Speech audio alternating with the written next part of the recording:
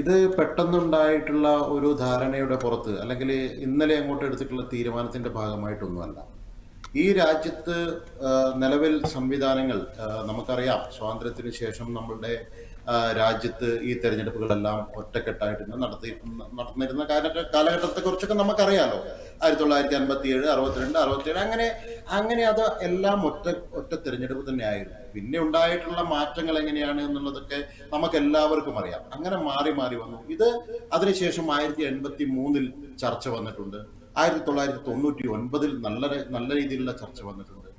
ഈ പറയുന്ന ആളുകളെല്ലാം ഇത്തരത്തിൽ ഒരു തെരഞ്ഞെടുപ്പ് വേണമെന്ന് നിരവധി തവണ ഇപ്പോ സി പി എമ്മിന്റെ നിലപാടുകളൊക്കെ നമുക്ക് എല്ലാ കാര്യത്തിലും ഇവരിങ്ങനെ തന്നെയാണ്. ഏതൊരു നിയമം കൊണ്ടുവരുമ്പോഴും എന്തൊരു രാജ്യത്ത് വലിയ മാറ്റം കൊണ്ടുവരുമ്പോഴും ഒക്കെ ഇവരുടെ നിലപാടുകൾ എന്നും ഇങ്ങനെ തന്നെയാണ്. അപ്പോ അദ്ദേഹം ഏറ്റവും അവസാനം പറഞ്ഞിട്ടുള്ള പോയിന്റ് കേട്ടാല് ട്രാക്ടറിനെയും കമ്പ്യൂട്ടറിനെയും വരെ എതിർത്തിട്ടുള്ള ആളുകളാണ് ഈ പറയുന്ന സമ്പത്ത് സാറിന്റെ പാർട്ടി. സമ്പത്ത് സാറിന്റെയൊക്കെ നിലപാടുകൾ ഒരു ചെറിയ കാര്യത്തിന് പോലും അവരുടെയൊക്കെ നിലപാടുകൾ ഇത്തരത്തിലായിരുന്നു. അതുകൊണ്ട് അവർക്ക് രാജ്യം വികസിക്കുന്നതും രാജ്യം പുരോഗതിയിലേക്ക് പോകുന്നതും മറ്റു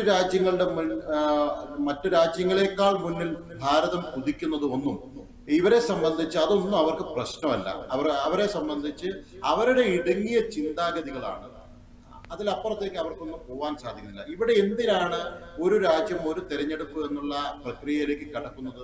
ഈ രാജ്യത്തുണ്ടാകുന്ന നേട്ടങ്ങൾ എന്തൊക്കെയാണ് അതുകൊണ്ട് എന്ന് സാമാന്യ യുക്തിയുള്ള എല്ലാവർക്കും മനസ്സിലാകും.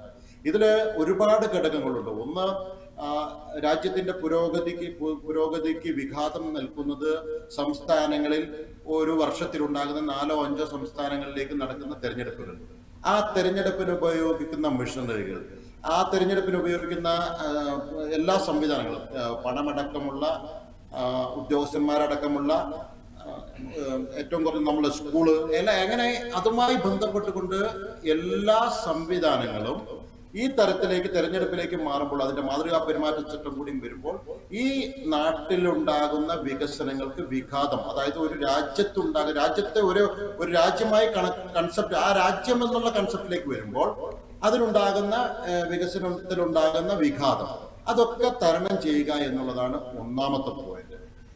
രണ്ടാമത്തെ പോയിന്റ്, ജനങ്ങൾ നിരന്തരമായി ഇങ്ങനെ പോളിംഗ് സ്റ്റേഷനിലേക്ക് പോകേണ്ട ആവശ്യമുണ്ടോ? തെരഞ്ഞെടുപ്പ് എന്തായാലും വേണം. ജനാധിപത്യ പ്രക്രിയയാണ്. തെരഞ്ഞെടുപ്പ് ഉണ്ടെങ്കിൽ തന്നെയാണ് ജനാധിപത്യം മുന്നോട്ട് പോവുക, ഭരണങ്ങൾ മുന്നോട്ട് പോകുക. ഇതൊക്കെ എല്ലാവർക്കും വേണം. തെരഞ്ഞെടുപ്പ് എന്തായാലും വേണമല്ലോ. സ്വാഭാവികമായിട്ടും വോട്ട് ചെയ്യാൻ പല പ്രാവശ്യമായിട്ട് ആളുകൾ പോകേണ്ടതില്ല. ഒരു തവണ വോട്ടിംഗ് സംവിധാനത്തിലേക്ക് വന്നാൽ ജനങ്ങൾക്ക് അത് ചെയ്തിട്ട് അവരെ കർത്തവ്യത്തിലേക്ക് അവർക്ക് പോയിക്കൂടെ? ഇത് ഓരോ മാസത്തിലും ഓരോ ആഴ്ചയിലും തെരഞ്ഞെടുപ്പിലേക്ക് പോവുക. അതുപോലെ തന്നെ രാഷ്ട്രീയ പാർട്ടികളാണ് ജനാധിപത്യത്തെ നയിക്കുന്നത്, ജനാധിപത്യ സംവിധാനത്തെ കൊണ്ടുപോകുന്നത്. രാഷ്ട്രീയ പാർട്ടികളുടെ ഓരോ വർഷവും അവർ പുതുതായി ഓരോ തെരഞ്ഞെടുപ്പിന് വേണ്ടിയിട്ടുള്ള ക്രമീകരണങ്ങൾ കൊണ്ടുവരേണ്ട സ്ഥിതിവിശേഷം. CPM-നെ സംബന്ധിച്ച് കേരളത്തിൽ മാത്രം മതിയാവാം. പക്ഷെ ബാക്കിയുള്ള പാർട്ടികളെ സംബന്ധിച്ച് അങ്ങനെയല്ല.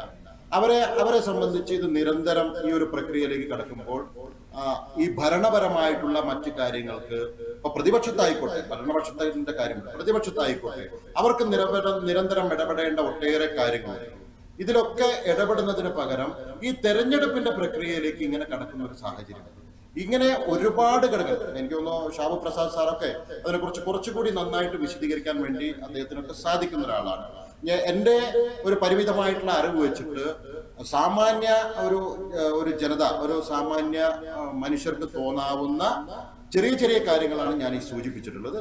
ഒരു രാജ്യത്ത് ഒരു തെരഞ്ഞെടുപ്പ് ഒറ്റക്കെട്ടായിട്ട് നടന്നാൽ ഒരുപാട് ഗുണങ്ങൾ ഉണ്ടാകും. രാജ്യം വികസിക്കും. ഇപ്പോൾ രാജ്യം വികസിച്ചു കൊണ്ടിരിക്കുന്നുണ്ട്. അതിനൊന്നുകൂടി ആ കുതിപ്പ് കൂടുമെന്നുള്ളതാണ് ഈ തെരഞ്ഞെടുപ്പ് ഒറ്റക്കെട്ടായിട്ട് നടത്തിയാലുണ്ടാകുന്ന